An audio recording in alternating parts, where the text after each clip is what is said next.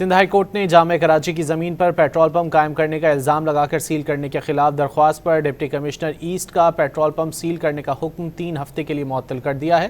तफसीलात जानेंगे don news के नुमाइंदे शफी बलोच से। शफी बताइए। हाईकोर्ट में जो है वो दरख्वास्त की समाअत हुई थी, जहां पर अदालत ने डिप्टी कमिश्नर ईस्ट का जो है पेट्रोल पंप सील करने का हुक्म 3 हफ्ते के लिए मुअत्तल कर दिया है और अदालत ने डिप्टी कमिश्नर से पेट्रोल पंप सील करने की रिपोर्ट भी तलब कर ली है।